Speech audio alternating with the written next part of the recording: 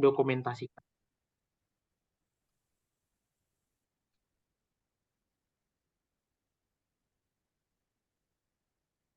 Baik,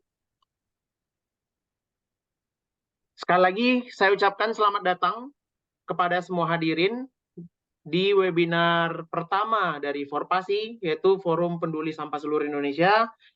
Perkenalkan, nama saya Hadohoan Satyalen Mare yang akan menjadi host dan sekalian moderator dalam acara kali ini. Dan kita juga seperti yang sudah didistribusikan informasinya, kehadiran dari narasumber kita Ibu Catur. Sebelum kita memulai, saya ingin menyampaikan kepada semua sebuah salam yang dinamakan Salam Indonesia Lestari. Nah, nanti akan saya ceritakan kenapa ada muncul Salam Indonesia Lestari itu. Nah, untuk awal dari webinar ini, kita sebagai bagian dari warga negara Indonesia, karena berjudul juga Forum Peduli Sampah Seluruh Indonesia, kita akan mendengar lagu Indonesia Raya.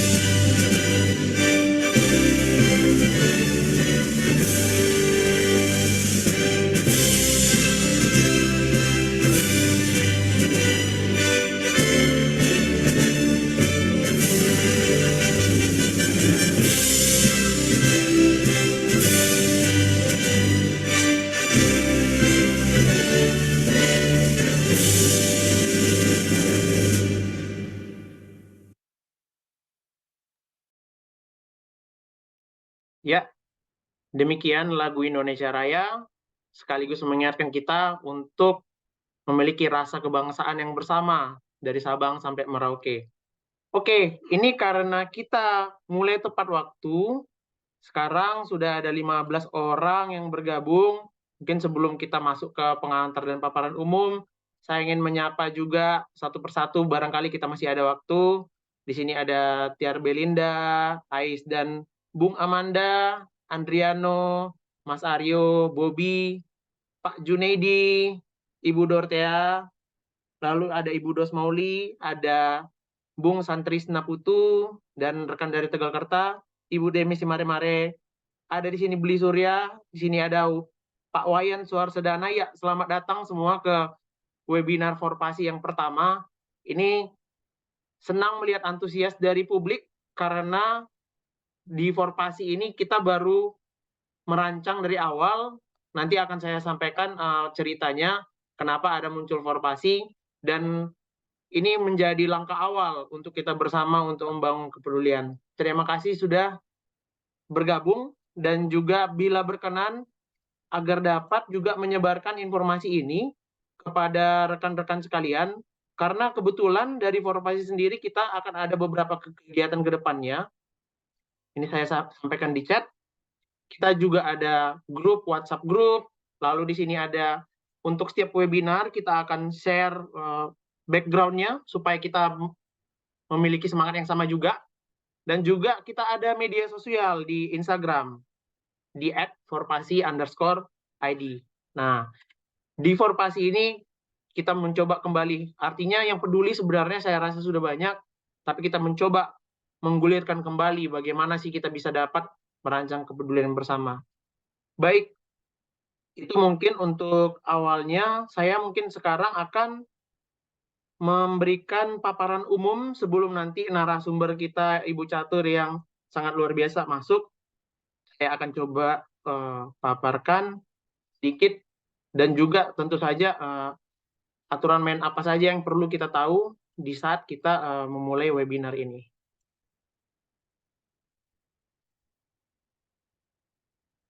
Terlihat ya semuanya?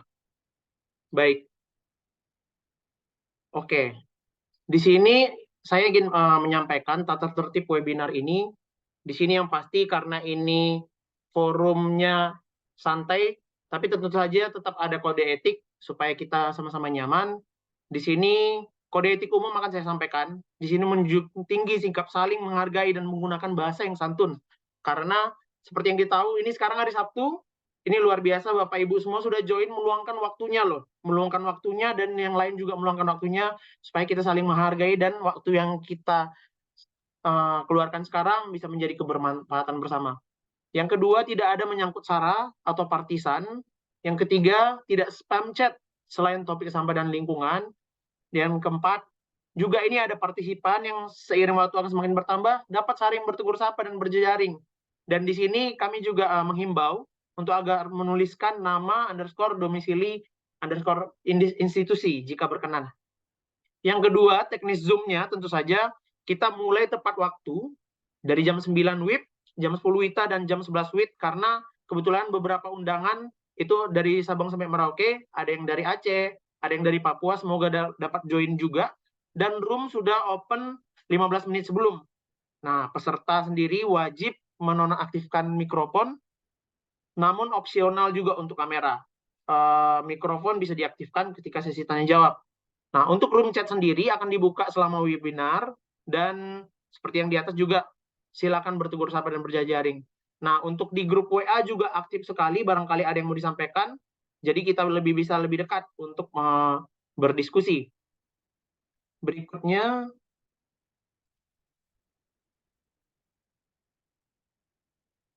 ya, ini rancangan susunan acara webinar. Jadi ada intro dan salam Indonesia Raya. Ini paparan umum akan saya lakukan di setiap awal sesi. Lalu di sesi narasumber tentu saja ada pembicara kita nanti. Akan ada beberapa topik yang sangat menarik, dan tidak hanya hari ini tapi ke depannya juga. Lalu ada sesi diskusi dan tanya jawab, karena ini sifatnya general. Korporasi itu banyak elemen, tidak hanya yang sudah berkecimpung di dunia sampah saja, tapi bahkan ada yang baru masuk ke dunia ini tapi punya pertanyaan dalam hatinya. Jadi di sini adalah ruangnya. Dan terakhir, kumpul pertanyaan nanti akan saya sampaikan. Ini apa? Sini untuk mengakomodir pertanyaan publik untuk tahap jahit narasi. Nah, jahit narasi itu apa nanti saya ceritakan. Dan nanti penutup ada persiapan untuk webinar selanjutnya.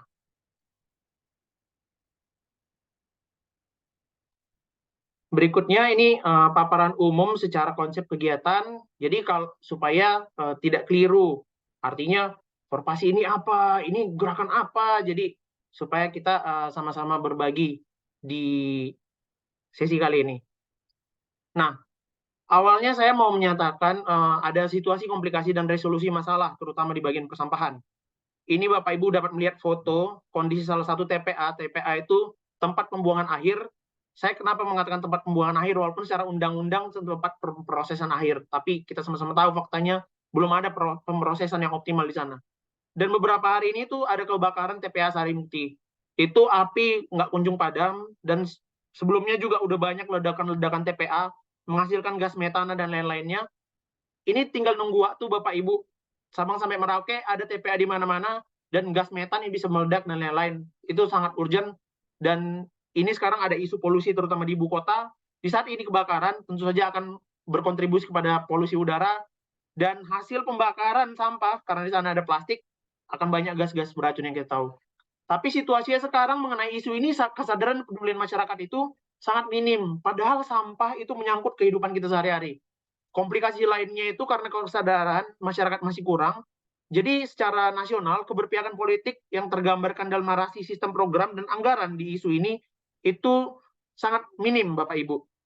Dan musibah tadi sudah saya sampaikan, dan secara perspektif hukum belum ada peraturan yang tajam, serta penegasan juga yang mengacu ke peningkatan manajemen persampahan.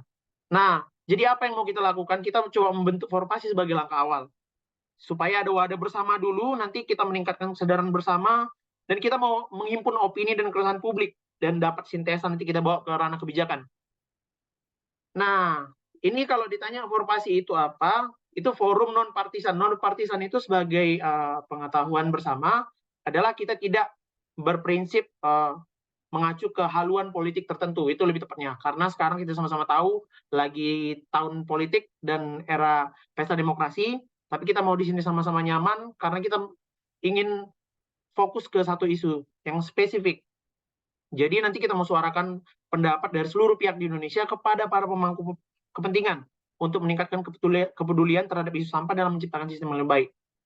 Itu latar belakangnya, karena ini sangat kompleks, kurang kepedulian, dan momentum ini sebenarnya momentum bukan hanya karena tahun politik, tapi karena ini banyak kebakaran. Kita udah lihat beberapa berita di Jogja dan lain-lain. Dan misi, ini mungkin saya cepat saja, mewujudkan Indonesia Lestari dimulai dari isu lingkungan yang paling nyata di kehidupan masyarakat, yaitu sampah. Dan ada misi dan tujuannya juga di sini, kita kegiatan diskusi publik, baru kita himpun pertanyaan dan tindakan konkretnya nanti seperti apa. Itu yang kita mau coba apa yang membedakan Forpasi dari webinar-webinar lain. Nah, ini tadi kalau kita membuka dengan Salam Indonesia Lestari. Apa itu Indonesia Lestari? Nah, ini kebetulan dari beberapa perenungan yang saya lakukan sendiri, itu saya sadar Indonesia Lestari itu ada sebuah konsep sebenarnya kita udah memiliki bersama. Di sini saya menyatakan sebagai nasionalisme lingkungan, yaitu bentuk kecintaan kita terhadap tanah air dan ibu pertiwi demi kelangsungan generasi ke depan, dan diejawantahkan dalam perbuatan nyata yang bertujuan untuk menjaga lingkungan berdasarkan nilai gotong royong yang sudah terkandung dalam urat nadi segenap warga negara di Indonesia. Jadi ini kebetulan ingin berbagi mimpi, dan saya yakin di sini semua yang sudah peduli join dan bisa berkontribusi pada hari ini ada mimpi terhadap bagaimana tanah air. Kita sering nyanyi Indonesia tanah air beta, bagaimana tanah dan air kita, rutinitas membuat kita kadang lupa sebentar lagi alam kita sudah rusak. Ini juga saya menampilkan ada satu foto, kebetulan ini pasti Bapak Ibu semua tahu, ini kampung saya di Danau Toba, Sumatera Utara. Kita lihat alamnya asri, udaranya indah, pemandangan juga, dan betapa indahnya kita bisa menghirup air dan menghirup udara dan meminum air yang bersih ke depannya, tidak hanya di tempat ini tapi di semua tempat di kampung halaman masing-masing. Jadi ini sebagai singkat saja, ada pengertian dari logo dan warna. Kita mau itu fleksibilitas, cair dan asertif. Lalu hijau melambangkan warna lingkungan, ketenangan, positif optimis. Lalu coklat melambangkan bumi, ruang aman dan kenyamanan. Abu-abu itu adalah moderasi, netralitas dan non-partisan, supaya semua sama-sama oke. Dan tentu saja kebermanfaatan kita untuk tujuan akhir Indonesia Lestari, untuk Sang Saka Merah Putih Indonesia. Ini sedikit profil saya, kebetulan mohon izin memperkenalkan diri. Tadi nama saya Hadoan Satilan Cimaremare, asal domisili di Medan, Sumatera Utara, tapi sekarang saya berada di Bali, pendidikan di SMA Negeri 1 Medan, lalu saya dapat kesempatan kuliah di ITB dan menjadi bagian dari Lembaga Ketahanan Nasional 2023 di tahun ini. Pengalaman kerja saya pernah mengajar di daerah terpencil di sebuah yayasan, lalu pernah juga bekerja di sebuah lembaga pemerintah untuk mengembangkan tadi pariwisata dan Danau Toba. Lalu saya pindah ke Bali untuk bekerja di beberapa non-profit, sosial lingkungan, dan sekarang fokus di bidang persampahan. Saya senang ini Pak Bu, ke alam, naik gunung, terus traveling, eksplorasi seni budaya dan kuliner, diskusi juga, dan ada salah satu karya kita di Netflix, bisa ditonton juga ya. Nah, ini sebagai bagian akhir dari paparan saya. Jadi ada 3 kegiatan intinya kalau Forpasi itu. Yang pertama, diskusi lestari. Kita ada beberapa rangkaian webinar ke depannya. Semoga tetap antusias Bapak Ibu semuanya, supaya kita bisa lebih memahami dan peduli dengan konsep Indonesia Lestari. Lalu kita jahit narasi supaya lebih jelas ke depannya apa. Kita siapkan tim inti dari Forpasi, dan kita rancang poin kebijakan apa sih yang mau kita bawa ke para pemangku kepentingan. Lalu tanya kawal, di sini yang paling menarik, tapi tergantung dengan animo massa tentu saja. Kita mau audiensi rekomendasi kebijakan kita untuk dengar unjuk dengar dari calon pemimpin negeri, tapi kalau ini semua kita aktif ya. Kalau misalnya kita agak kurang antusias, kurang greget pastinya untuk kita berhadapan dengan calon pemimpin negeri, dan kita mau kawal langsung ke depannya proses pembuatan kebijakan. Barangkali demikian yang bisa saya sampaikan sebagai paparan umum. Ya, untuk kedepannya kita akan masuk ke sesi narasumber di sini. Dan sebagai catatan kita bersama, untuk sesi tanya jawab, kita akan selesaikan dari narasumber dulu, atau nanti bisa juga kalau ada pertanyaan di kolom chat bisa ditinggalkan dengan sesuai kode etik kita. Nah, kita sekarang sudah masuk ke sesi narasumber. Di sini sudah ada Ibu Catur. Mungkin Ibu Catur masih ada. Ya, sudah menjadi co-host juga. Saya mungkin coba sapa Ibu Catur. Selamat pagi, Ibu Catur. Selamat pagi. Apa Ya, kabar, Don? baik, Ibu. Luar biasa. Wah, ini ketemu lagi dengan Ibu Catur di forum kita di Forpasi, Bu, ya. Ya, Iya, terima Ibu. kasih sudah diundang. Terima kasih sekali, Bu, dari kita menyampaikan kepada Ibu waktu dan kesempatannya. Dan ini menjadi, kita bersyukur, Bu, ya. Ibu di sini sebagai memiliki pengalaman yang cukup lama di persampahan, yang juga nanti akan dibagikan ke publik. Itu akan berbagi, Bu, ya. Ya, Siap, Ibu. Ini mungkin saya coba stop share-nya dulu, Ibu. Kira-kira dari Ibu mau langsung, Bu, untuk share. ya boleh. Ya, ini mungkin teman-teman bisa bertegur sapa dengan Ibu Catur di sini. Barangkali ini jejaring bersama yang bisa kita jaga ke depannya. Karena nanti kita nggak tahu, oh ternyata saya terinspirasi dengan Ibu Catur dan ingin lebih tahu, lebih lanjut bagaimana ke depannya untuk masalah persampahan. Jadi kita tetap mengalir saja ya. Oke, Oke. baik Ibu. Ya, Demikian mungkin santai. ya, siap Ibu. Saya mungkin menyerahkan waktu dan tempat kepada Ibu Catur untuk memberikan paparan ya Ibu. Dipersilakan Bu. Oke, baik. Terima kasih, Don, sudah pagi ini memberi kesempatan untuk saya. Ini waktu berbagi, dan saya jadi grogi karena ini adalah acara pertamanya dari Forpasi ini ya. Jadi pembuka ini. Liputu. Ya, apa kabar semuanya teman-teman? Di sini ada beberapa yang saya sudah kenal. Jadi Beli Bogi juga sudah menyapa saya. Eh, Sekali lagi ini satu kebahagiaan, kebanggaan saya diberi waktu untuk berbagi. Sekali lagi saya yakin semua teman-teman di sini sudah punya pengalaman luar biasa. Tapi karena hari ini saya diberi kesempatan untuk berbagi, ya saya berbagi saja. Saya yakin nanti kita bisa saling sharing, menguatkan ya, sama-sama menguatkan itu. Oke, itu kalau boleh saya langsung share ini ya, PPT saya ya. Baik Ibu. Siap Bu, silakan Ibu. Terlihatkah? Ya, sudah jelas Bu. Silakan di full screen Ibu. Full screen, sebentar.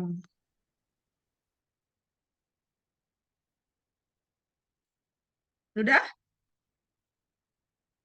Ya, sudah Ibu. Silakan Ibu. Oke. Baik, sekali lagi terima kasih.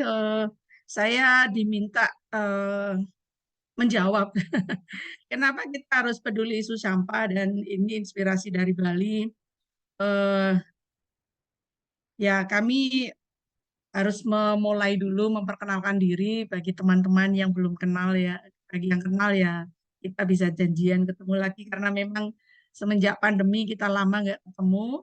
Jadi untuk yang belum tahu, jadi kami itu PPLH Bali, Pusat Pendidikan Lingkungan Hidup. Jadi kami merupakan NGO LSI yang bergerak di bidang pendidikan lingkungan dan pemberdayaan masyarakat. Jadi memang kami lahir sudah 26 ya, hampir 26 tahun. Kami punya program pendidikan lingkungan. Ya, ini ada nama-nama baru dengan bahasa Inggris begitu. ada zero waste cities, ada zero waste school, lalu ada ketahanan pangan, lalu ada energi terbarukan, ada konservasi air, ada konservasi flora fauna. Nah, kegiatan ini sasarannya kepada anak-anak dari tingkat usia muda, biasanya juga anak-anak sekolah dari tingkat dasar sampai perguruan tinggi. Itu kemudian juga ada masyarakat-masyarakat di perkotaan dan juga di pedesaan. Juga ada masyarakat di pesisir. Jadi target kami ya kalau mau dibilang ya semuanya begitu ya.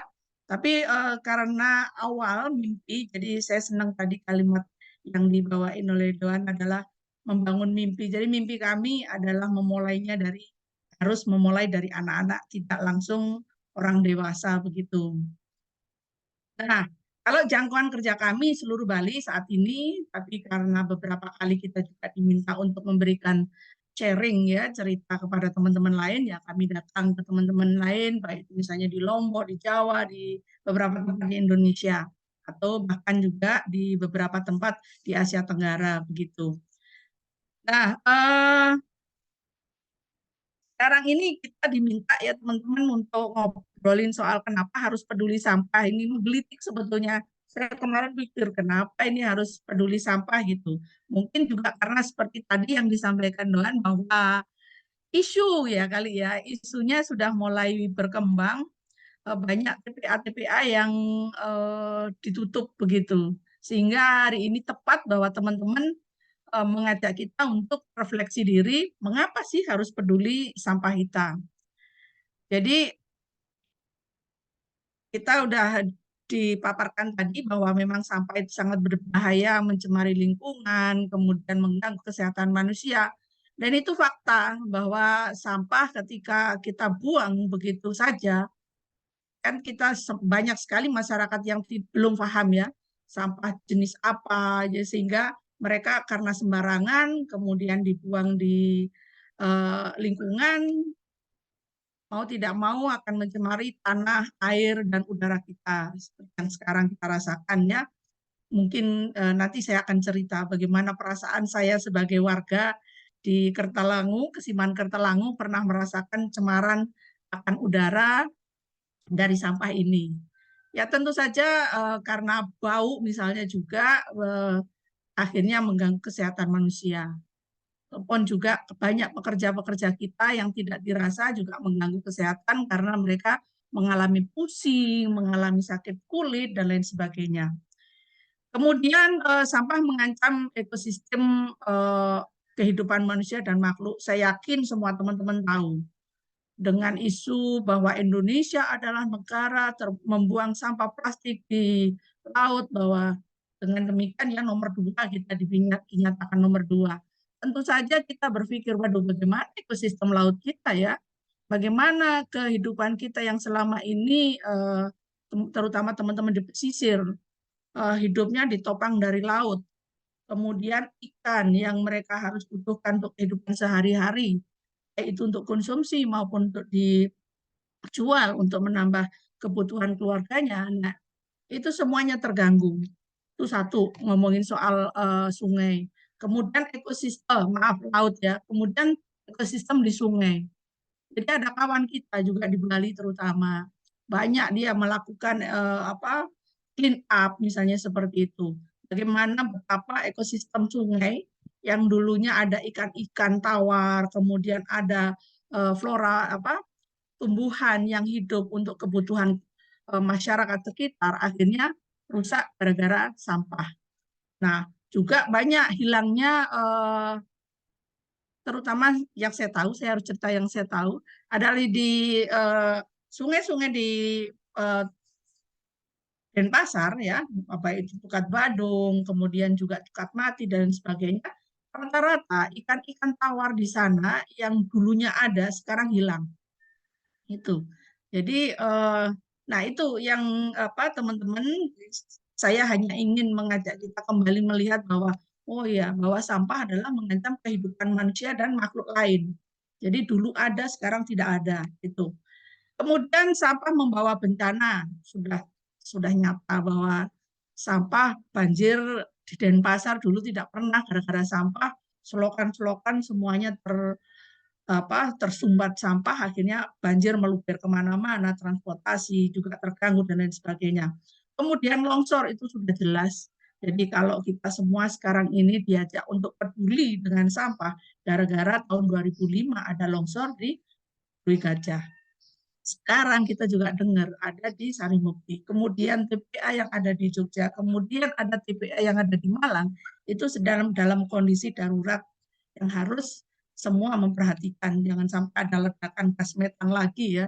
Jadi kalau sekarang ini kita juga ketir-ketir sebagai aktivis sampah ya, melihat Sarimukti yang kebakarannya belum selesai juga, belum padam.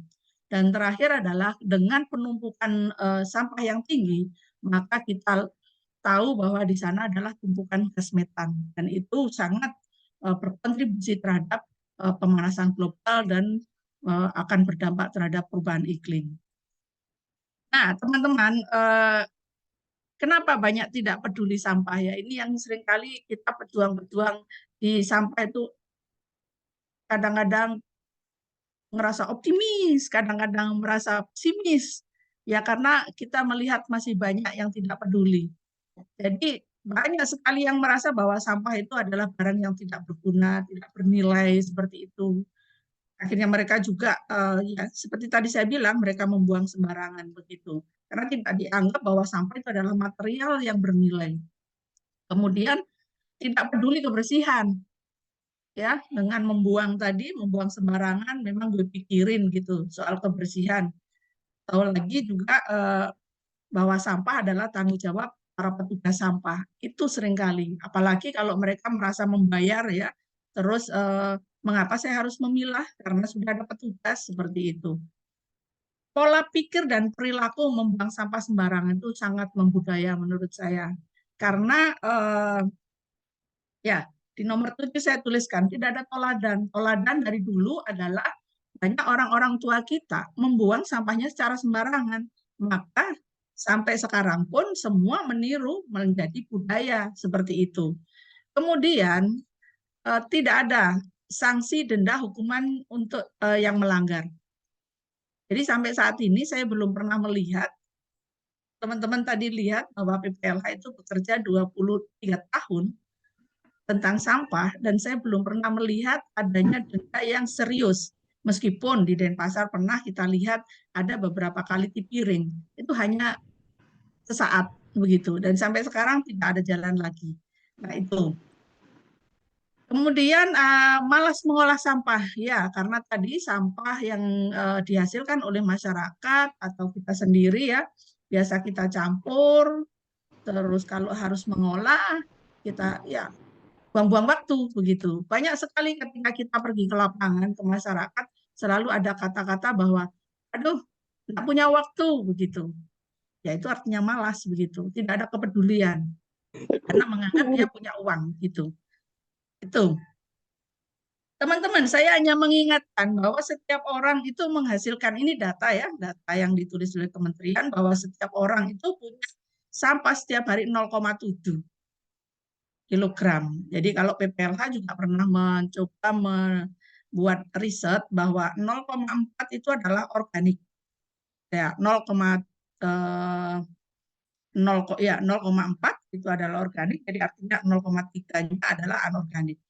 Jadi 70% itu adalah organik ya teman-teman yang semua selama ini ternyata terbuang ke TPA dan anorganiknya ada 30%. Semua teman-teman merasa mungkin bisa jadi kalau saya seringkali berpikir dan ini belum menjadi PR di BPLA adalah bagaimana menghitung jumlah sampah organik dari upacara. Apakah benar yakin bahwa setiap orang itu 0,7 kilogram gitu. Karena harus dibagi kembali karena itu untuk kegiatan ritual yang mayoritas masyarakat Bali adalah umat Hindu. Nah, teman-teman,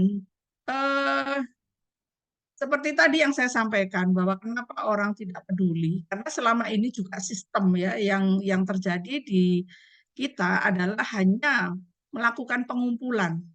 Semua pengumpulan tidak peduli itu sampah organik, anorganik atau bisa jadi masyarakat belum sadar betul bahwa oh ternyata sampah itu ada bentuk jenis-jenisnya, ada sampah organik, anorganik, kemudian ada residu. Nah, tapi selama ini hanya dikumpulkan, kemudian ada setelah pengumpulan kita berikan ke TPS ya atau TPST gitu, mungkin yang sekarang ada beberapa tempat, kemudian langsung ke TPA.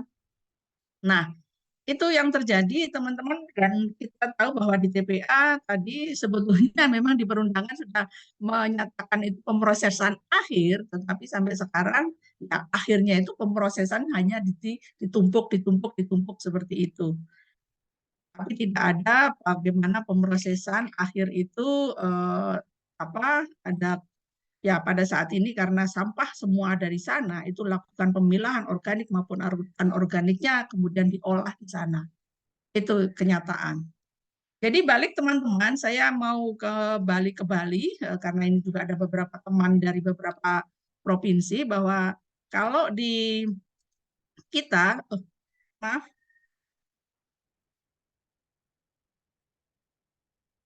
kecil ya.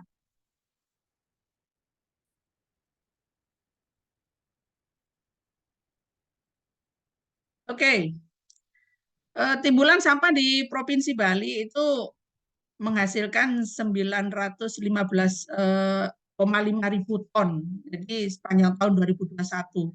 Jadi Indonesia juga menjadi Bali, Provinsi Bali menjadi nomor 8 ya urutannya, dan Denpasar adalah, saya kebetulan tinggal di Denpasar, jadi urutan tertinggi dari jumlah sampah yang ada di kabupaten-kabupaten di Provinsi Bali. Jadi Provinsi Bali itu punya 8 kabupaten dan 1 kota. Dan kota Denpasar inilah yang paling tinggi. Nah, bicara soal sampah non-organik, jadi memang plastik juga. Plastik itu juga mendominasi di Provinsi Bali, yaitu ada 829 ton ya perharinya, hanya 7% yang didaur ulang. Dan kemasan plastik saset memberikan sumbangsih 16% dari timbulan sampah plastiknya. Ini yang terjadi di Provinsi Bali. Nah, bicara soal kondisi yang tadi, persoalan-persoalan yang kami hadapi di Bali, apa sih sebetulnya yang bisa dibagikan oleh PPLH yang bisa dikerjakan? Nah, sebetulnya PPLH sudah bekerja sejak tahun 1997, teman-teman. Dan kami memulai dulu karena tidak ada undang-undang, kami hanya memberi title begitu ya, nama kegiatan kami ya pengelolaan sampah berbasis masyarakat begitu. Tapi berjalannya waktu, akhirnya kami bertemu dengan teman-teman Aliansi Zero Waste Indonesia, dengan teman-teman YPBB di Bandung, dan juga teman-teman di Filipina. Kami mencoba membuat title baru dengan program namanya Zero Waste Cities. Nah, program Zero Waste Cities ini merupakan program untuk mengajak seluruh pihak bertanggung jawab dengan produk yang dihasilkan dan tidak merusak atau mencemari alam dan lingkungan sekitarnya. Nah, itu yang saat ini dikembangkan oleh PPLH, oleh YPBB, ada Ekoton, kemudian teman-teman yang ada di Solo dan juga di Surabaya. Nah, ini adalah bagian-bagian dari anggota Aliansi Zero Waste Cities. Nah, kalau di Bali kami sedang bekerja di 4 kabupaten, tapi artinya 4 kabupaten hanya wilayah yang hanya 4 ya, 6 desa di 4 kabupaten begitu. Kita semuanya desa ya yang kami dampingi dengan program Zero Waste ini, karena ketidakmampuan kami dengan SDM begitu ya. Nah, alur Zero Waste Cities untuk diketahui Bapak Ibu semuanya, yang kami lakukan konsepnya adalah bagaimana kita mengetahui karakteristik sampah itu dulu. Kemudian dimulai dengan kita melakukan bagaimana melihat partisipasi masyarakat. Kemudian kita juga melihat selain karakteristik sampah tadi, yang anorganik kita juga lakukan audit, ya, brand audit gitu. Kemudian kita lakukan profiling di sebuah desa yang akan kita lakukan pendampingan. Nah, kemudian setelah kita mendapatkan profiling, kemudian kita dapatkan data, biasanya kita lakukan pertemuan untuk mendesain sebuah sistem apa yang cocok dilakukan di sebuah desa. Karena desain ini itu akan banyak pengaruhnya ketika geografisnya berbeda, kemudian juga SDM-nya berbeda, dan ya SDA terutama juga anggaran berbeda, ini akan mempengaruhi desain. Nah, setelah kita ketemu desain, biasanya kita akan melakukan pelatihan. Kemudian kita akan konsultasi bagaimana sistem ini akan bisa disepakati bersama oleh masyarakat. Kemudian kita setelah itu setelah pelatihan semuanya kita menyiapkan sarana prasarana. Nah, pelatihan ini yang seringkali diresahkan oleh masyarakat, itu penting buat kami adalah selain kita ada pelatihan dengan masyarakatnya sendiri ya, sosialisasi, ada pelatihan di kelompok baik anak-anak sekolah maupun juga PKK, anak muda, kita juga harus ada pelatihan untuk petugas. Seringkali masyarakat resah ketika dia sudah memilah, ternyata petugasnya tidak melakukan pemilahan. Nah, ini harus diwanti-wanti di dalam program ZWS ini, ZWC ini. Kemudian kita lakukan edukasi door to door. Nah, kita juga di dalam proses edukasi door to door itu memiliki kader-kader. Kader-kader saat ini mungkin juga teman-teman dari Deltera juga sudah melakukan bahwa itu diambil dari desa. Baik satu kalau PPLH bisa lakukan, bisa juga anak-anak muda dari sekitar runi atau juga dari PKK yang kita angkat untuk menjadi tim edukasi. Kemudian dilakukan uji coba bagaimana pelaksanaan door-to-door collection. Jadi bagaimana sebetulnya memastikan masyarakat itu sudah memilah sampah organik, anorganik, kemudian juga residu. Dan yang terakhir adalah kita lakukan monitoring baik itu triwulan ya maupun tahunan. Nah, ini kegiatan yang sudah kami lakukan, Bapak Ibu, mungkin nanti bisa dilihat apa slide-nya, ambil slide-nya ya, mungkin di-share sama Bridohan, jadi nanti supaya kita tidak lama cerita ini. Nah, ini kegiatan kami. Sekali lagi untuk memastikan bahwa teman-teman tahu bahwa gambaran ini adalah menunjukkan sebetulnya ada yang belum kita tuliskan, adalah bagaimana tanggung jawab keluarga pengelolaan sampah mulai dari pemilahan itu di sini. Jadi setelah kita lakukan di dalam keluarga melakukan pemilahan, sebetulnya ini kerjasama dengan pemerintah, baik itu pemerintah desa maupun juga ketika sampai ke TPS 3R itu adalah kota.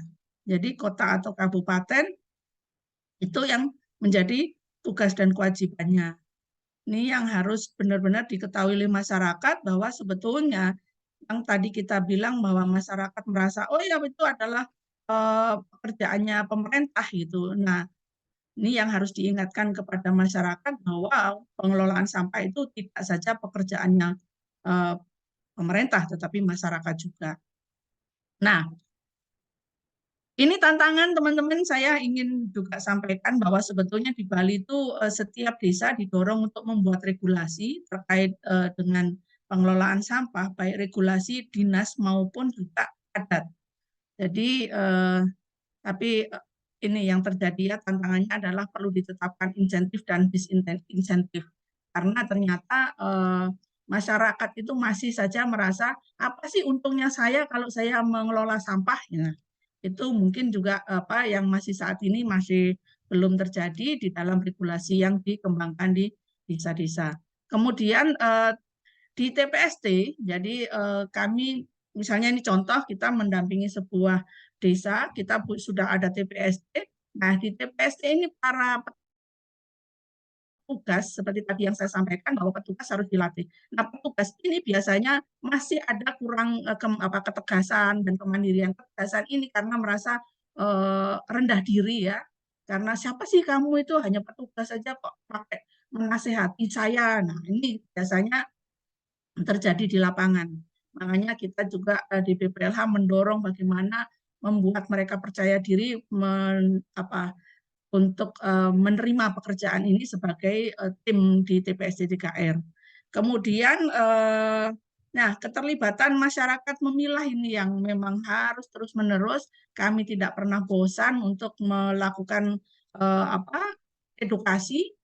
Tidak bisa kena orang tuanya, kena anak, tidak bisa kena anak, kena orang tuanya. Itu kan kita lakukan terus. Jadi bagaimana kita mensiasati sebuah keluarga di sebuah desa ini nanti akan bisa melakukan pemilahan. Itu yang sampai saat ini masih menjadi tantangan. Kemudian ruang TPST. Nah, ruang TPST ini kadang-kadang yang terjadi karena memang banyak TPST yang kami dampingi itu sudah mempunyai TPS yang didirikan oleh pemerintah.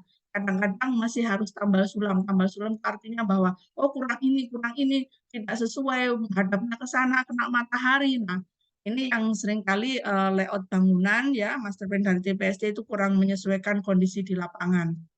Kemudian tantangannya adalah yang paling besar adalah sumber dana dari desa. Nah, ini perlu mencari alternatif karena biaya untuk pengelolaan sampah di desa itu iurannya saja sudah cukup kecil, jadi hanya kadang-kadang ada yang bayar 5.000, ada yang 10.000, sementara operasionalnya kita tinggi. Nah, itu satu yang sudah dilakukan oleh PPLH untuk isu sampah, dan tadi saya lalu sebut-sebut bahwa bagaimana selain di tingkat desa, di masyarakat, kita juga lakukan pendidikan di tingkat sekolah. Nah, di tingkat sekolah kita sebut sebuah program yaitu Zero Waste School. Jadi merupakan program lagi-lagi kami dari Aliansi Zero Waste Indonesia. Jadi untuk meningkatkan literasi kepada kelompok sasaran, melakukan advokasi kebijakan, mengkampanyekan peran nyata tentang pengelolaan sampah, mewujudkan sekolah sehat, melakukan pengurangan, pemilah, dan pengolahan sampah. Nah, kami mentarget kalau di sekolah itu adalah sasarannya di kantin. Seperti Bapak Ibu ketahui, kantin di sekolah itu semua rentan, semuanya banyakkan adalah PSP, plastik sekali pakai ya, kemasan-kemasan itu sangat tinggi yang ada di sekolah. Nah, ini upaya-upaya kita bagaimana mendorong sekolah tidak lagi banyak melakukan konsumsi dengan kemasan-kemasan. Nah, kita juga lakukan brand audit di sekolah, Bapak Ibu. Jadi supaya mereka anak-anak ini bersama anak-anak ya kami melakukan brand audit, mereka supaya tahu berapa banyak sebetulnya produk-produk yang sekali pakai ada di sekolahnya dan harus mereka lakukan tindakan. Mereka paling tidak sesuai dengan pergub ya. Pergub kita sebetulnya 3, tapi karena kondisi yang di lapangan banyak kita hadapi, kantong plastik, styrofoam, sedotan itu sudah ada di dalam peraturan gubernur nomor 97, tetapi misalnya karena saset tinggi, kemudian botol PET juga tinggi, maka ini juga bagian dari kampanye yang dilakukan oleh Aliansi Zero Waste Indonesia dan diantaranya PPLH melakukannya. Nah, ini juga langkah-langkah yang kami lakukan di Zero Waste School. Jadi selalu kita lakukan ada pertemuan awal, ada konsultasi, kemudian kita membentuk duta, kemudian juga kita lakukan profiling, desain sistem, dan ini semua kita diskusikan bersama kepala sekolah, guru, dan anak-anak yang ada di sekolah yang kami dampingi. Kebetulan kalau di Bali, kami mempunyai 20 sekolah yang ada di seluruh kabupaten. Nah, ini juga penting bagi program Zero Waste School adalah pendidikan edukasi sebaya, peduli sampah. Jadi kita merasa bahwa generasi Z ini kalau dikasih tahu untuk sebaya pasti lebih cocok, nyambung. Tetapi ketika kita yang ngomong begitu, apalagi Ibu Catur, wah ini sudah usang metodenya gitu ya. Jadi kita lakukanlah metode dengan edukasi sebaya. Nah, hal-hal inilah yang sudah berubah di dalam Zero Waste School ini. Jadi misalnya mulai kantin itu tidak lagi menggunakan, kami sudah ada contoh di sekolah di Kota Denpasar yang benar-benar kantinnya bebas plastik sekali pakai. Anak-anak semuanya membawa tepak makan, membawa botol minum. Kemudian kalau di Bali karena rata-rata umat Hindu, jadi misalnya pembawa canang dan sebagainya itu sudah tidak lagi membawa kresek, kemudian tas untuk belanja juga tidak lagi membawa kresek. Nah, ini juga bagian dari kegiatan memilah sampah itu tentu saja dilakukan dan di dampingan PPLH terutama yang menjadi percontohan pilot project tentang membuang sampah organik ke TPS atau ke TPA ya jelas itu.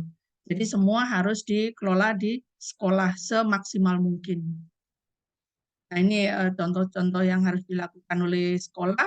Media-media yang kami lakukan di sekolah Jadi meskipun di masyarakat kami juga memberikan poster saja ya, hanya poster, tapi kalau di sekolah kami memiliki banyak metode media karena mendampingi, mendekati anak-anak tentu saja harus sesuai dengan umurnya, jadi lebih banyak dengan permainan begitu. Nah, ini juga yang terakhir adalah bagaimana PPLH dengan isu sampah itu membuat satu storage apa namanya sistem guna ulang. Jadi kami itu punya kafe kecil lah begitu ya di kantor. Jadi menggalakkan bagaimana pengurangan sampah melalui sistem guna ulang dan isi ulang. Jadi mungkin kalau di Bali sudah populer ya bagaimana belanja menggunakan membawa wadah sendiri.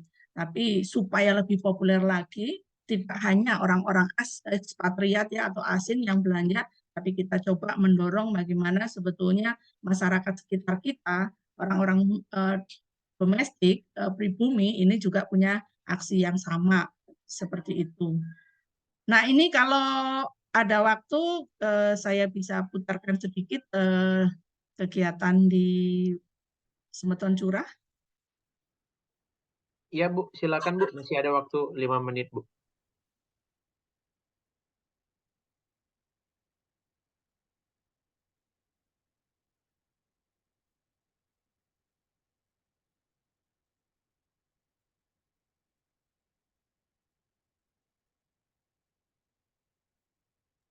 Sudah terplay Bu videonya Bu? Ya, Sudah belum belum di play? oh nggak muncul di sana. Oh belum Bu. Boleh diklik Oh, aja Bu. Coba diklik Bu, nanti sekaligus dia ke share. di tempat saya sudah ya. Oh di sini kebetulan belum Bu.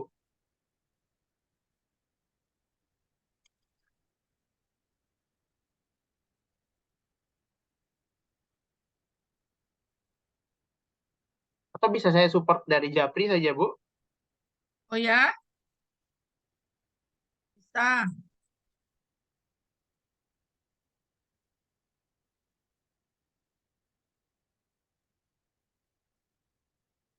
Ya. Jadi ini sembari menunggu buat publik, terima kasih sudah join. Sekarang udah naik jadi lumayan nih 39 orang. Jadi kita sambil menunggu video dari Ibu Catur. Maaf, ternyata tidak kelihatan ya. Iya Bu, belum belum muncul tadi Ibu. Ya, ya, ya, ya, ya. Ya udah nggak apa-apa. Mungkin nanti aja sambil diskusi itu hanya satu apa gambaran bahwa PPLH sudah coba untuk melakukan sistem apa guna ulang, jadi mengembangkan storage untuk siapapun store ya, untuk teman-teman yang ingin belanja, misalnya seperti sabun mandi, sampo dan lain sebagainya itu sudah mulai bisa dengan curah.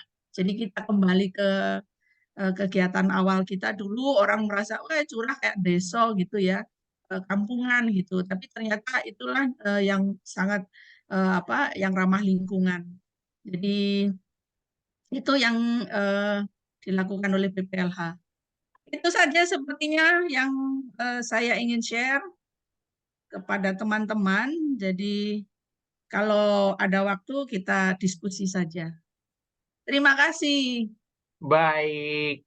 Terima kasih banyak Ibu Catur atas materinya yang luar biasa. Buat rekan semua yang udah join Forpasi, kita boleh minta reaction-nya dulu, tombol jempol atau high-nya juga buat Bu Catur untuk kita menyampaikan terima kasih atas materi-materi yang diberikan. Baik, ini mohon izin saya akan rangkum sedikit dulu mengenai apa yang disampaikan Ibu sebelum kita masuk diskusi ya Bu ya. Baik, Ya, jadi tadi dari Ibu Catur secara rangkuman ini luar biasa sekali Ibu sudah lama di gerakan ini bahkan sebelum produk hukum itu ada dari tahun 97 ya Bu ya itu luar biasa sekali mulai dari Bali dari lapangan dan juga di sini sudah jelas urgensinya ya Sobat Korporasi kalau cemaran sampah itu bisa mempengaruhi air tanah dan air laut itu nanti kena ke ikan terus jangan lupa kita masih makan ikan dan nanti ikannya kalau udah tercemar kita mau makan apa lagi jangan lupa dan bahkan itu cemaran itu tidak hanya ke ikan kita nggak tahu nanti di udara air dan tanaman dan lain-lain Dan sampah sekarang sudah menjadi budaya, itu yang menjadi tantangan kita bersama. Lalu untuk zero waste ini, yang zero waste city sangat tertarik sekali ya, barangkali dari sini ada penggerak-penggerak atau yang bekerja di pemerintahan, bahkan nanti ke depannya menjadi punya peran strategis di masyarakat untuk menciptakan sebuah konsep ini, zero waste. Jadi karena dari sekarang yang sudah ada kita cuma memindahkan masalah saja, dan kenyataannya orang udah mulai memilah tapi petugasnya tidak memilah, itu kan perlu ditegakkan. Dan juga menanamkan konsep kalau sampah ini bukan hanya urusan pemerintah. Nah, ini saya juga punya pemikiran Bu untuk menambahkan sedikit, karena banyak yang berpikir sampah nih, misalnya saya punya sampah nih, ini kalau keluar dari rumah saya itu urusan saya selesai, karena itu di luar, Hmm. udah masuk di ruang private saya, sementara kan itu artinya kan ada yang kita penghasil, tentu saja kita harus bertanggung jawab lah, gak cuma di pemerintah. Pemerintah pasti kewalahan. Dan terus ini juga di konsep yang Zero Waste City juga, dari sistem-sistem yang dibenahi Ibu dan kedepannya menjadi contoh, tentu saja di sini banyak kita melihat petugas itu berhasil merendah diri, karena memang dari layer, dari ekonomi menengah ke bawah, terutama di bawah, jadi seakan tukang sampah itu jelek. Sementara kalau dari saya sebenarnya ingin membudayakan Bu, tidak ingin menyebut tukang sampah, tapi pekerja di dunia persampahan. Jadi saya mau Hmm. coba mulai. Karena mereka Ya, itu, mereka menyelesaikan masalah kita. Nah, itu bisa betul. diintegrasikan programnya. Dan saya juga tertarik ini Bu, berarti di sini ada ibu-ibu, bapak-bapak juga pasti sudah punya anak-anak, udah sekolah. Tadi mah kantin di sekolah. Mulai dari anak-anak kita, tadi luar biasa PPLH dari udah 20 sekolah, luar biasa. Karena memang kenyataannya tidak, kita belum punya ya kurikulum nasional untuk uh, menyampaikan ini ke anak-anak secara spesifik. Dan itu bisa didorong, di sini ada komite sekolah mendorong kantin itu harus lebih ramah lingkungan. Kalau memang bisa tidak pakai plastik atau dan lain-lain, bisa juga dipikirkan, didorong sekolahnya. Dan juga tantangan pemakaian plastik, kerasa kita memang sangat nyaman sekali, dan banyak, terutama industri juga, itu kita mencoba mendorong kesadaran ya Bu ya, untuk kita bisa mencari alternatifnya. Dan tadi terakhir, karena ini supaya nggak, supaya ke ekspat-ekspat aja ya Bu ya, karena ini isu milik bersama, kan kadang ada persepsi ini sepertinya kayak dari luar yang lebih lebih concern gitu, lebih sibuk untuk memikirkan isu ini. Nah, kenapa tidak kita gitu? Sementara kan kita hidup di tanah air yang kita. Nah, jadi kita mencoba berbagi kepedulian itu dimulai dari kita. Baik, sebelumnya, sebelum kita ke berikutnya, di sini saya sudah melihat beberapa chat dan juga ada beberapa pertanyaan dari publik. Di sini ada yang sudah mengangkat tangan. Boleh pertama dari di sini ada uh, Kak Sophia ya, of Matoa ya, sedang sudah menunjuk tangan. Boleh dipersilakan Kak untuk unmute dan bertanya langsung kepada Ibu Catur. Dan yang lain juga dipersilakan ya, kita masih ada waktu sekitar 20 menit. Nanti saya akan coba moderasi. Silakan. Halo semuanya, terima kasih atas kesempatannya. Saya Sofi dari Jakarta, di Jagakarsa lebih tepatnya, uh, daerah yang lumayan terkenal di, di kotanya dan udah nggak ngerti lagi sekarang pemerintah gimana. Cuma saya beruntung karena saya tinggal ada di daerah paling selatannya Jakarta Selatan. Jadi cemaran udaranya itu nggak terlalu terasa seperti ada di pusat kota. Nah, em, lagi-lagi saya beruntung karena tempat saya baru tinggal 2 bulan di yang tempat yang sekarang di Matua ini. Hanya saya melihat masih demikian minimnya kemauan warga untuk tidak pulling all the waste together. Artinya mereka itu masih em, ya nimbun aja gitu.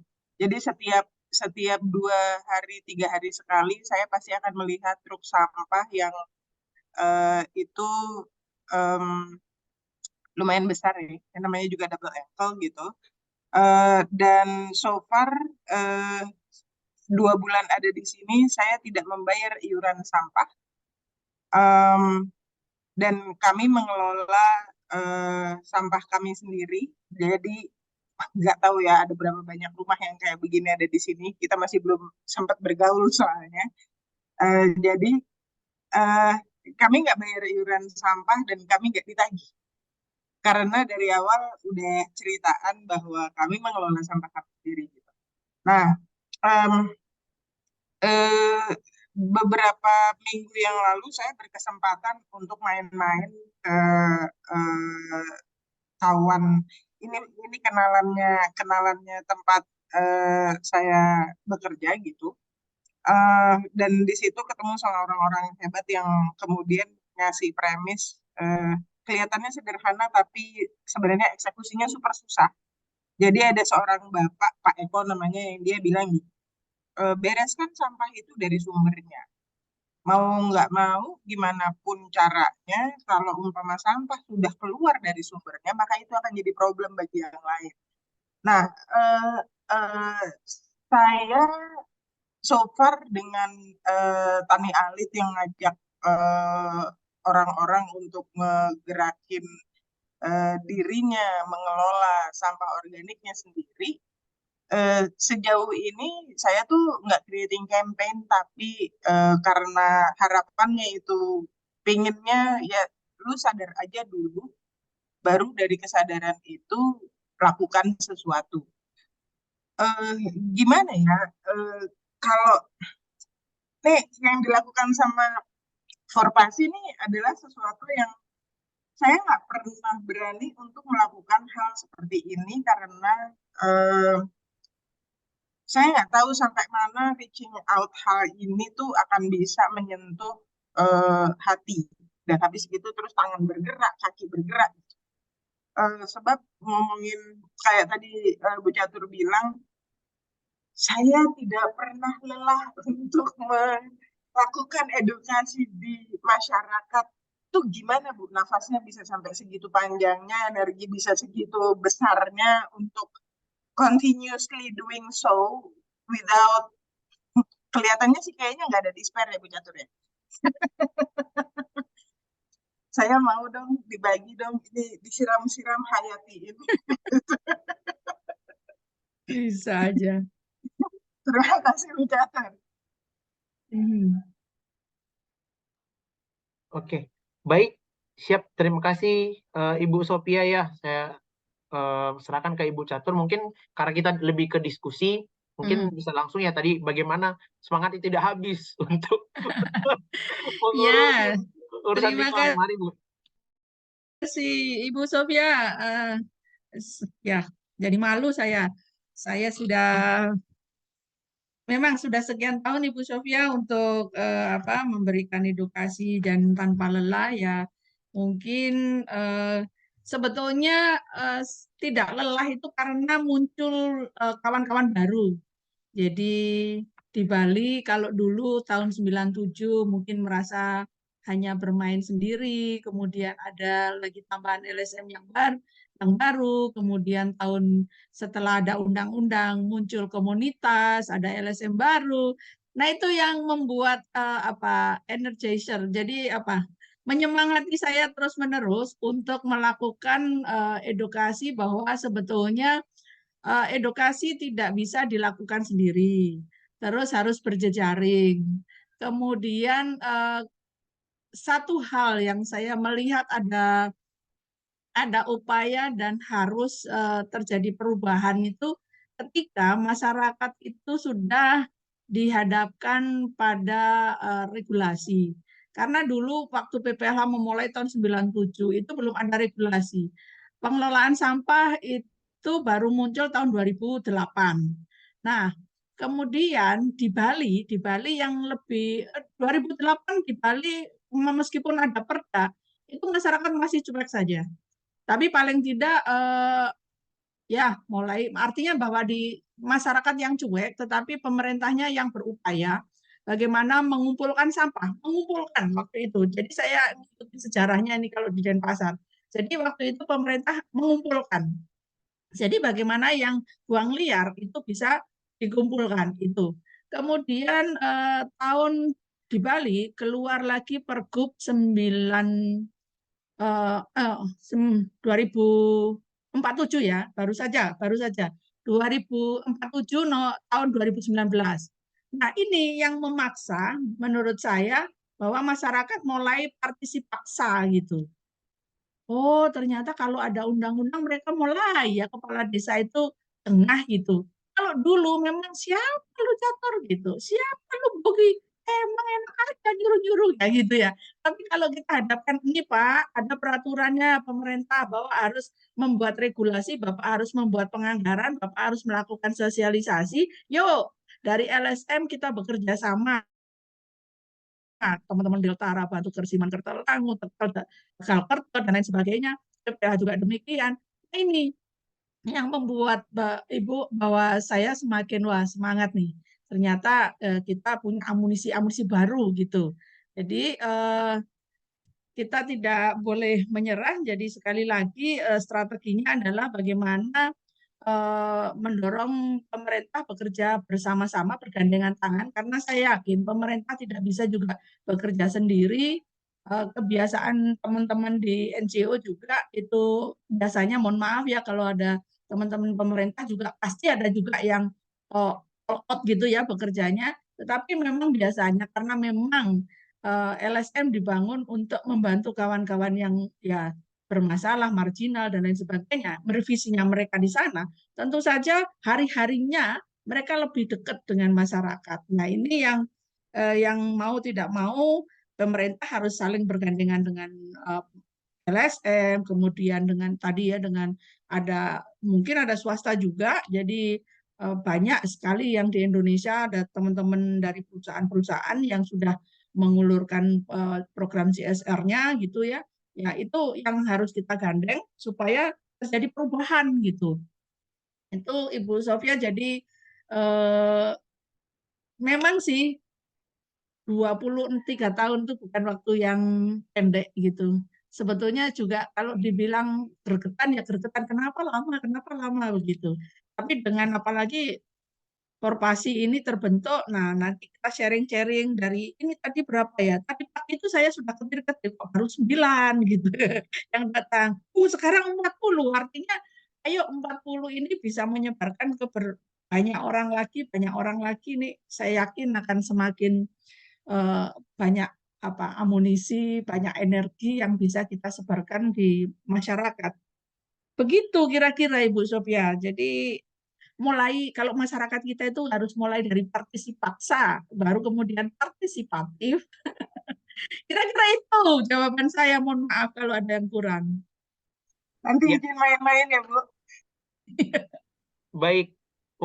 Saya mungkin dapat lanjut ke pertanyaan berikutnya. Terima kasih Bu Sophia dan Bu Catur. Di sini ada beberapa, saya coba urutkan. Di sini ada Bung Amanda dan Mas Bugi. Dan juga tadi ada pertanyaan dari Pak Jun. Nanti kita bisa sembari. Mungkin silakan dari Bung Amanda dulu, Bung. Siap. Ya, halo, selamat pagi. Suara saya masuk ya, terdengar? Masuk, Ya, masuk, terdengar. Bung. Siap. Oke, terima kasih. Perkenalkan, Bu Catur, Bang Doan, saya Amanda Aidil Fitra, biasa dipanggil Manda. Saat ini sedang berdomisili di Jakarta. Jadi tadi tuh saya ragu-ragu gitu, lanjut nanya enggak ya, karena sebenarnya berhubungan dengan pertanyaan sebelumnya dan dicolek juga oleh Bu Catur tadi sedikit-sedikit. Tapi saya putuskan lanjut lagi aja nanya gitu biar pengen tahu cerita lebih detailnya gitu. Jadi gini Bu Catur. Tadi kan dibuka dari Bang Doan dan dari Bu Catur juga bahwa problem kita itu saat ini eh, hanya memindahkan sampah gitu, hanya memindahkan gitu, belum sampai Betul. yang diproses, diolah kayak gitu. Sedangkan dari Bu Catur ini kan tadi sudah berupaya dan dari PPLH ini kan sudah bertahun-tahun ini, lama-lama tadi Ibu cerita tadi nafas yang panjang tadi kan gitu. Nah, sudah banyak upaya dan usaha juga yang dilakukan gitu. Disebutkan juga tadi ada salah satu prosesnya itu ya monitoring dan evaluasi gitu. Pingin tahu lebih banyak sih sebenarnya Bu, inspirasi dan dampak dari usaha teman selama bertahun-tahun itu dalam edukasi dan upaya lainnya tadi itu seperti apa gitu terhadap isu sampah di Bali sendiri gitu. Selain tadi sempat diceritakan ada kisah sekolah yang sudah bebas plastik, terus tadi juga sempat di-spill dikit ternyata pemerintah mulai bergerak di tahun 2019 gitu.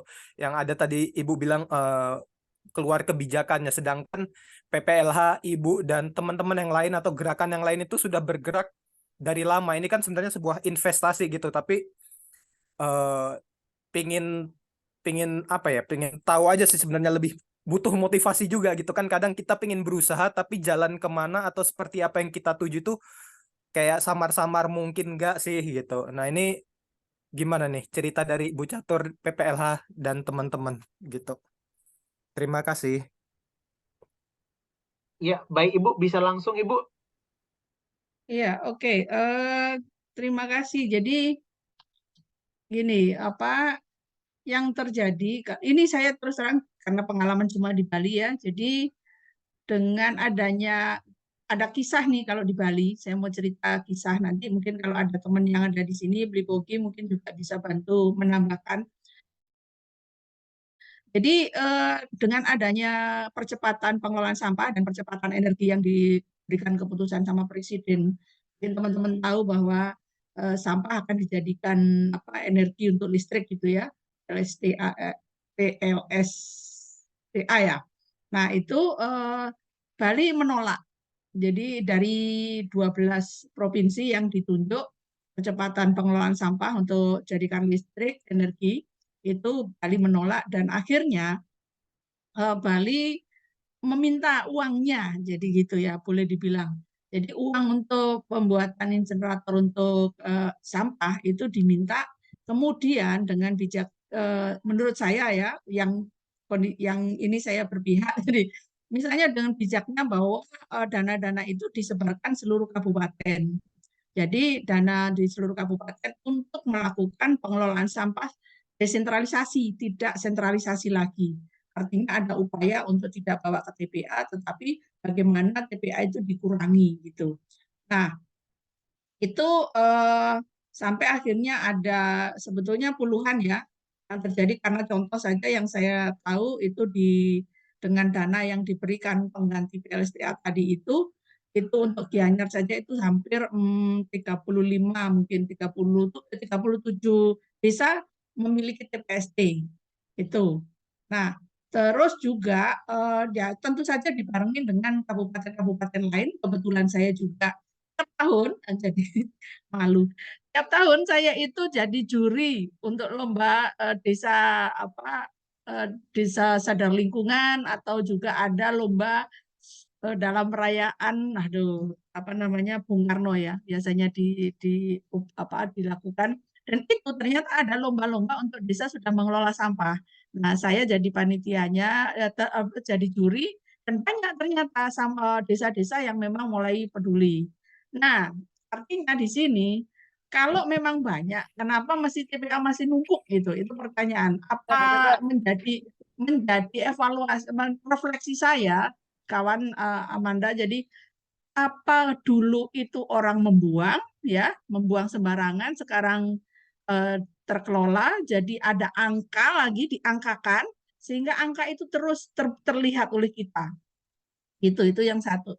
Terus yang kedua, atau bisa jadi yang sekarang ini kenyataan bahwa data untuk pemilah ini yang belum kita ketemu gitu. Mungkin Beli Bogi bisa cerita apakah di beberapa desa yang didampinginya itu sudah melakukan pemilahan atau belum gitu. Itu untuk yang di Bali ya, karena sekarang ini contoh yang ada di beberapa kabupaten itu semua TPA dalam kondisi yang menumpuk gitu. Itu tadi apakah karena kesadarannya sudah meningkat sehingga sampah tidak berserakan, tetapi dibuang ke TPA sehingga terlihat meningkat gitu, atau memang benar-benar ya saya tidak tahu apakah dari edukasi yang kami lakukan bertahun-tahun ini menjadi belum berhasil. Saya harus kalau seperti itu ya harus diakui. Tetapi perjuangan-perjuangan itu ada, misalnya mulai dari sekolah, ada sekolah Adiwiyata itu juga selalu ada dan itu sampai saat ini. Jadi sudah 17 tahun ada sekolah adiwiyata berbasis lingkungan dan itu salah satunya indikator adalah sekolah yang harus mengelola sampahnya masing-masing. Nah itu. Nah lagi itu yang terjadi ya. Tetapi kalau memang dirasa oleh teman-teman dan saya juga kadang merasa kenapa ya sampah kok masih tinggi. Bisa jadi satu lagi yang saya mau bilang dari tadi itu adalah gaya hidup manusia ini yang terus-menerus tidak semakin meningkat. Banyak sekali keinginan bukan kebutuhan. Nah itu mungkin juga bisa jadi refleksi, oh ini bisa jadi. Apalagi dengan gaya online itu, sampah yang harusnya tidak ada, gara-gara lihat HP, pagi-pagi lihat HP ada barang baru, sudah ketik, sudah beli. Nah itu sampah menumpuk di kita. Apa itu juga? Nah itu yang Mas Manda, jadi saya juga refleksi dari pertanyaan ini seberapa sih sebetulnya ada perubahan di masyarakat dengan perjuangan yang sekian puluh tahun ini gitu. Tapi paling tidak itu tadi catatannya ada perubahan kebijakan, pemerintah mulai melakukan pemilahan di pengelolaan desentralisasi, terus sekolah-sekolah ada edukasi seperti itu, komunitas banyak di Bali. Nah, itu yang terjadi perubahan-perubahan yang ada di Bali. Itu, Mas Manda. Ya, baik. Siap, Terima Bu. kasih. Terima kasih, Bu Catur. Sama-sama. Ya, terima kasih Bung Amanda dan Bu Catur. Ini mungkin yang ketiga karena kebetulan kita keterbatasan waktu. Jadi mohon izin untuk yang langsung ke Ibu Catur ngobrol. Mungkin tinggal ada Mas Bugi ya satu. Dan terus nanti ada beberapa di chat, Bu. Ini untuk dari Pak Jun, PPLH itu bergerak dengan pendanaan dari mana, tapi boleh dijawab atau tidak. Dan juga di sini ada dari Ibu Somara untuk Ibu Catur bercerita tentang pengalaman membuat Pemda atau Perda tentang sampah. Mungkin sebelum itu kita ke Mas Bugi dulu ya. Silakan Mas Bugi. Halo, selamat siang. Siang Halo. semuanya. Bu Catur, apa kabar? Baik, sehat. Iya, Cerah iya nih. hari Sabtu. Oh, iya di sini juga cerah, panas. Mungkin sedikit karena diskusi ya Bu Catur ya. Tadi Ya. senang banget udah beberapa teman Bu Sofia sama Mas Amanda tadi sudah menyebutkan. Nah, kebetulan kalau boleh cerita sedikit, saya ini salah satu korbannya Bu Catur gitu istilahnya. Korban sama Bu Widi. Jadi di Bali itu Jadi ada malu kelihatan umur. dua inisiator lingkungan yang dari awal sekali. Jadi 20 tahun yang lalu saya ingat betul saya ikut di clean up terbesar waktu itu di Bali. Nah, itu inisiatornya salah satunya adalah Bu Catur. Nah, itu sampai sekarang investasi pada saat itu yang dilakukan. Saat itu saya SMA. Sampai sekarang pun akhirnya ya saya memutuskan untuk aktif di space tersebut gitu. Jadi investasinya jangka panjang memang betul. Jadi mungkin Mas Amanda dan Bu Sofia bertanya-tanya gitu, nafasnya kok sepanjang apa sih? Tapi memang betul-betul orang yang peduli akan tetap peduli. Walaupun tidak akan mengelak bahwa sering kok kita ngerasa putus asa ya. Mungkin Bu Catur juga sama ya, depresi dan putus asa itu kalau masalah sampah adalah hal yang normal. Tapi kita nggak boleh berhenti, itu satu. Terus kemudian tadi sedikit juga menyinggung masalahnya Mas Amanda adalah yang ya tadi Bu Catur juga sempat sebutkan salah satu gaya hidup, tapi secara kenyataan adalah exponentially populasi itu kan sangat kencang pertumbuhannya. Sementara infrastruktur pengolahan sampah kita dan sistem masih sangat jauh tertinggal. Jadi tidak seimbang antara pertumbuhan inkremental infrastruktur sampah dengan pertumbuhan eksponensial populasi. Kalau di Bali, dan mungkin nanti akan bisa menjadi masalah di Yogyakarta dan di Danau Toba sebagai salah satu tujuan wisata adalah wisatawan juga menjadi salah satu masalah terbesar. Betul, Nah betul. itu tidak bisa kita tutup mata dan cuma ngitung penduduk Bali segini, ya udah. Nah enggak, karena memang produksi sampah dari wisatawan itu juga signifikan sekali. Mungkin itu komentar buat yang dua teman-teman dua yang tadi. Bu, kalau saya paling ini refleksi dikit, Bu. Kita kan bicara sampah itu multidimensional ya. Tadi Ibu sebutkan ada di sistem, ada di regulasi, ada di infrastruktur, kemudian ada juga di perubahan perilaku masyarakat. Ya. Nah, ini kita tidak bisa mengatasi permasalahan sampah hanya dengan fokus di satu tempat gitu. Cuma kalau dari refleksinya Bu Catur nih udah sepanjang ini berjalan di pengelolaan sampah dan lingkungan, yang mana sih Bu yang harus diprioritasin Bu? Apakah dia diregulasi dulu atau di awareness-nya masyarakat atau kita bangun sistem dan infrastrukturnya dulu? Kalau disuruh milih nih Bu, yang mana yang harus prioritas nih? Karena kita kadang-kadang susah nih. Kalau mau deketin kayak Bu Catur, nggak bisa deketin semua instansi di pemerintah di hari yang sama. Itu kalau Bu Catur sendiri refleksi, yang paling harus diprioritaskan yang mana Bu? Mungkin itu Bu. Ini Ya. pengen tahu nih, pengen Ya, brainstorming. kalau Terima menurut kasih. saya, kalau menurut saya yang prioritas adalah kesadaran masyarakatnya, karena saya refleksi lagi-lagi dari kesadaran yang dilakukan oleh PPLH secuil beberapa orang saja, kemudian berkembang menjadi sebuah desa. Contoh ini, Libogi, biar kan dulu pernah saya cerita sejarah di Sanur gitu ya. Jadi kami itu mulai dari Sanur. Kemudian dengan apa yang kita upayakan dilihat oleh pemerintah. Nah, setelah kita lakukan kegiatan pengelolaan sampah dilihat oleh pemerintah, pemerintah akhirnya terbuka. Bu, bisa nggak kita kerjasama untuk melakukan sosialisasi di tempat lain dan kemudian membangun depo-depo di tempat lain? Oh, bisa. Jadi satu itu tadi balik pada kesadaran, kemudian kita bagikan kesadaran ini kepada beberapa orang yang bersedia, kemudian kita tunjukkan bahwa kita bisa, dan itu baru mulai pemerintah, wah, ya. Oke, Bu, sampai akhirnya ini cerita lucu sekali. Sampai akhirnya, oke, kalau gitu kita bawa ibu-ibu ke Jakarta. Wah, luar biasa, ibu-ibu senang bahwa dikasih apresiasi oleh pemerintah ke Jakarta, kemudian dikasih apresiasi lagi, didirikanlah Depo Cemara, Depo Palesari, dan itu. Menurut saya itu, Libogi, jadi yang pertama adalah memulainya dari kesadaran diri. Setuju Bu, setuju. Kalau cerita sedikit nih, kebetulan kan saya udah 2 bulan di Jepang nih. Tadi yang Ibu bilang masyarakatnya males di Indonesia. Mungkin orang berpikir kalau di Jepang itu sistemnya udah sedemikian canggihnya, jadi kalau kita buang sampah itu nggak ribet dan segala macamnya. Justru kalau di Jepang sangat ribet. Jadi saya merasakan sendiri kalau membuang sampah daur ulang itu saya harus jalan kaki 2 kilometer Wow. hanya untuk membuang sampah daur ulang.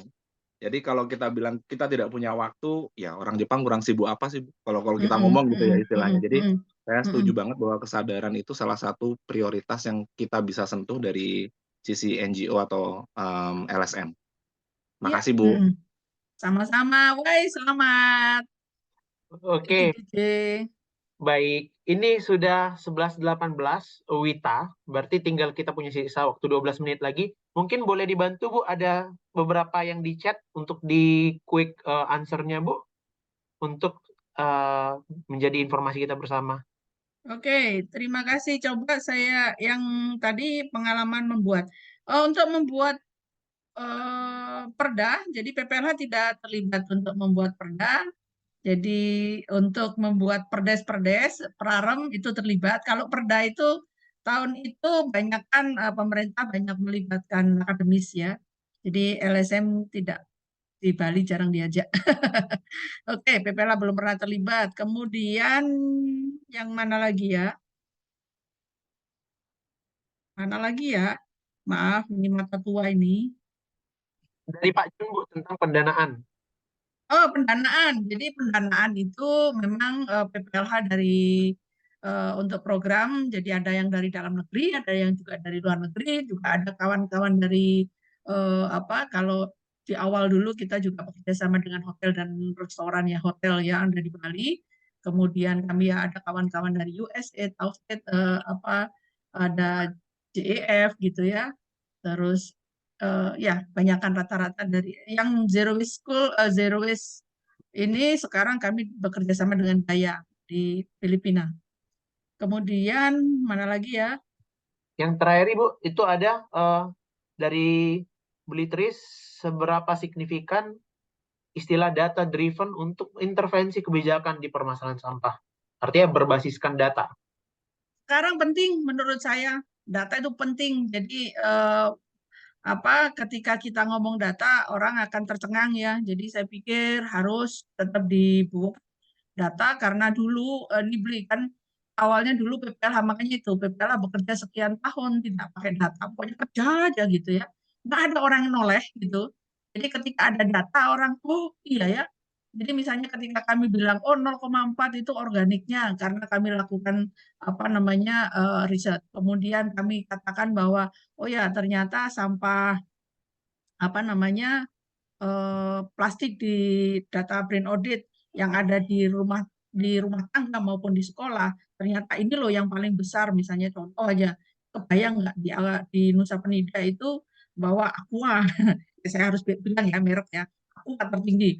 Terus di tengah yang paling menarik adalah data di mana masyarakatnya suka mengkonsumsi punya wing itu apa ya? Punya wing itu Indomie atau apalah itu misalnya, jadi excited gitu kalau melihat data. Jadi menurut saya lanjutkan kita harus berbasis data. Baik, siap Ibu. Ya, ini saya sangat yakin publik sudah antusias. Tadi awalnya kita dari 9 ke 40, dan pasti masih ada pertanyaannya. Bisa juga join di grup kita untuk berjejaring, supaya nanti pertanyaan-pertanyaan juga kita bisa akomodir ke depannya. Dan juga ini bisa follow di IG kita sebagai informasi. Baik, karena kita sudah berada hampir di penghujung acara, ini sebelumnya saya mau berterima kasih mewakili Forpasi kepada Ibu Catur sekali lagi, Bu. Terima kasih banyak atas kesediaan waktunya supaya nanti kita bisa bersama dari sini untuk awareness dulu, Bu ya, kepedulian ya. Jadi Betul. ini berarti menjadi pintu gerbang, dan juga teman-teman atau saudara-saudara Bapak Ibu yang ada di sini bisa membagikan cerita ini ke saudara-saudaranya, teman-teman berbaik juga jaringannya. Bu, jadi Ya. ini karena kita orang Indonesia, Bu ya. Jadi mohon izin sedikit membicarakan tentang pantun, Bu, untuk oleh-oleh buat Ibu. Ya, apa itu? Iya, Pantunnya apa jadi itu? ada ini sudah saya siapkan. Jalan-jalan ke Danau Batur. Yeay. Kulihat warga berbahagia dan menari-nari. Oke. Terima kasih Ibu Catur. Semoga gerakannya membuat Indonesia semakin lestari. Oke. Salam lestari. Ya, salam Indonesia lestari. Ya, dan salam juga Indonesia lestari. ini Bu, dari Forpasi nanti juga kepada narasumber ke depan kita ada sedikit oleh-oleh tambahan Ibu, karena kita forum non-profit. Ini kepada Ibu Catur, semoga berkenan Ibu ya. Terima kasih. Aduh, kaget Ya. luar biasa. Terima kasih, terima kasih. Nanti saya akan main ke sekretariat PPLH, Bu. Untuk Saya tunggu. Ngopi, Siap, kita kita diskusi ngopi-ngopi, lagi, Ibu. ngobrol. Baik, terima kasih Butuh. banyak Ibu. Oke. Pak Aryo. Dan juga ini sebelum kita, ya betul ada link rekamannya juga. Nah, buat teman-teman Sobat Forpasi, ini juga jika ada pertanyaan-pertanyaan, kita juga memiliki form kumpul pertanyaan di sini. Silakan dilihat dalam chat, karena kami mempersiapkan hadiah menarik juga bagi pertanyaan-pertanyaan yang tajam dan menggigit untuk bisa kita bawa ke kebijakan publik ke depannya. Ya, ini dari chat juga tadi ada share materi. Kita akan akomodir di grup WA Forpasi ya. Silakan join di grup WA-nya, nanti akan berkoordinasi dengan Ibu Catur. Dan juga ini untuk dari Ibu Umi tadi, kebetulan kalau Forpasi tidak ada absensi ya. Tapi kalau misalnya dari pemerintah daerah untuk mengajukan SPPD juga bisa kami mengakomodasi. Dan juga pertanyaan tersebut bisa dibagikan. Dan sebelum saya tutup webinar kali ini, karena minggu depan masih ada webinar diskusi lestari, di sini juga saya akan menyampaikan undangan pada kita semua di sesi kedua webinar diskusi lestari. Ini bisa dilihat pembicara selanjutnya kebetulan ada di sini, langsung saya umumkan. Ini posternya sudah terlihat semuanya.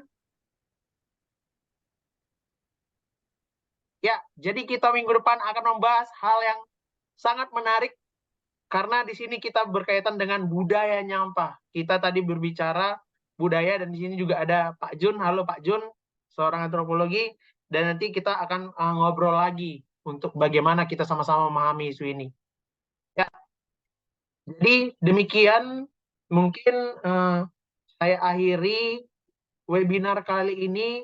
Sekali lagi terima kasih banyak atas kesediaan waktu semua dari publik. Ini adalah pengalaman dan kesempatan yang sangat berharga. Semoga kita dapat merasakan kebermanfaatan dari diskusi kita untuk menuju Indonesia lestari. Jangan lupa join di grup Forpasi untuk mendapatkan materi-materinya juga, sehingga nanti kita bisa bagikan ke yang lainnya. Sekali lagi terima kasih semuanya. Saya akhiri dengan wassalamualaikum warahmatullahi wabarakatuh. Shalom, Om, Santi, Santi, Santi, Om. Namo Buddhaya, Salam Kebajikan. Terima kasih semuanya. Salam Indonesia Lestari. Terima kasih Sobat Farmasi. Terima kasih juga Ibu Catur. Terima kasih Terima kasih semuanya. Terima kasih semuanya. Doan. Terima kasih.